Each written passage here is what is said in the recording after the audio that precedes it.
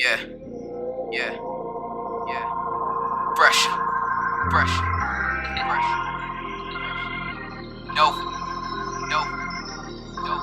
The new Romans, the new Romans, the new Moved about the city, got these niggas acting funny when I come round. You already know what it is, man. It's the Ice Lord, better known as Freshanova, representing the new Roman Republic. And you tuned in to Ceesz, Hairston films. I feel like a genius this time.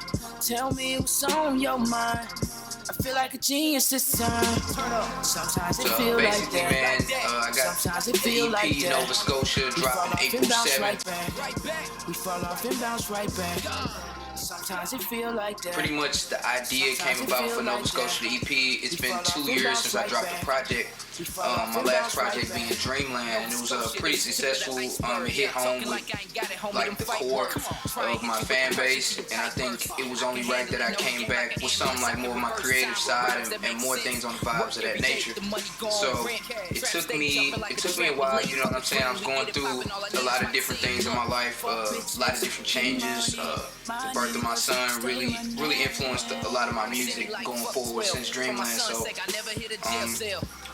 within like the past year, I was doing different records and moving around. I had just come back from Houston, and with that move, it just created a lot of different feelings, I think, in my head when it comes to like creatively making music, because I was coming from a different environment, moving back home. You know, it'd been maybe around like 4 or 5 months since I've been back in St. Louis, so I had to feel everything out. You know, it was a little different for me. Like I said, the idea for Nova Scotia came about. I was doing some research and just musically doing some research on geography, and I kind of just wanted to see where I wanted to take it. So I came up on the actual place in Canada, which is Nova Scotia, and I saw a few images of it and did some background research of it, and you know, the land itself was beautiful, and I thought to myself, what could I do to put all of that together? So I started, listening to different beats, different producers were sending me different things or whatever, and it just really took me back to that beautiful point in time, you know what I'm saying? Like, I just seen the images of the land, and it made me think of like peace and serenity, or whatever the case may be, but I had to put my own thoughts and my own emotions into it, which kind of made Nova Scotia a little more edgier, but at the same time it still had that vibe that I had created, which left off with Dreamland. So I figured it would be kind of like a next step from transitioning over from Kid Fresh Dreamland to this new, bigger, larger than life figure, which is Freshanova now. So I took the name Nova, which is from Freshanova, and then I kind of played it into like a metaphor from Nova Scotia, and then I put it together, and that's how I created the EP. It feels so different this time. I feel like I made you. Feel like I wasted my time to upgrade what I really think makes it stand out and what makes it different is the fact that I'm really good at, I guess, piecing things in my life and kind of metaphorically put them together with other things that I can relate to, you know what I mean? Like other things that I can put together for other people. So when I came about with the idea, I'm like, well, it gotta be genuine, you know what I mean? Like this is, the first project I come back in 2 years, and it gotta be genuine. I just didn't feel like the time was right. I mean, we had a few different opinions, and as far as like management goes, as far as Holy Nova went, so we decided to kind of push it back and release something, a little bit less heavier than Holy Nova, because Holy Nova has a lot of substance in it regarding, what the birth of Freshanova really is.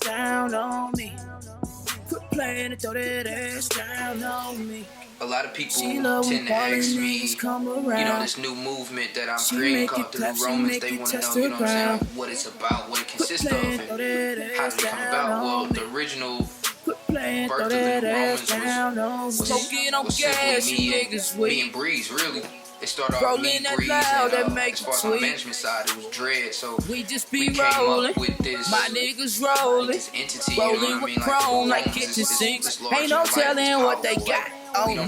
the meaning of it was. Ain't no telling what they got. Oh no, ain't no telling what they got. We decide our own fate. You know what I mean? Ain't no telling what they got. Julius Caesar, and he's one of the most powerful, influential leaders that we know in history. And I feel like if I wanted to be that and take over something and actually, do something, that I would have to take on that mindset. And that's where I adopted the New Romans. They were very powerful, very demanding, very straightforward, and that's what I wanted to represent with my label. And it was crazy the fact that I've always been into Greek mythology and Greek gods and things like that, and that kind of went into the persona that I branched off with from Kid Fresh to Freshanova. It's a God-like figure, and I feel like my music is that high above, everything else, and that just goes to show the confidence in myself. So I created this new persona, which was Freshanova, and I knew that had to come with a certain sound, and I knew I had to bring a different movement. So, the New Romans movement is based on we create our own fate. We ain't waiting on no labels. Nobody can tell us that we can't be successful. Only person that can stop us is ourselves, and anything else can just get bulldozed over. And that was the mentality with the New Romans. Living this life full of sin. On the shit like I stepped in manure. Big body whip bitches. People that have a strong mindset and is very confident in their ability to make music, because honestly that's how I think about it.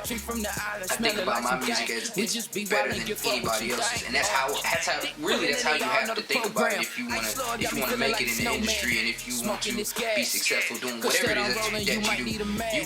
You can fucking be the best jump roper in the fucking world, but if you don't believe that shit, then nobody else will. What goes into my writing process, and I think most artists are, I would say, they want to make verses first. You know what I'm saying? Most artists are verse first artists, and that's really not me. You know what I mean? I'm an artist, I'm a rapper, I'm a singer, I'm a songwriter. So really, what first comes to me is the hook. That's crazy as it sounds, because I talk to a lot of different artists. I like picking every artist's brain and just seeing what makes them tick. And a lot of them say they have problems coming up with hooks first. And flip side of it, I always go to the hook first, because I'm a big melody person. I'm very melodic, and I like anything. I pretty much can make a melody out of any beat, and that's what really goes forth with me.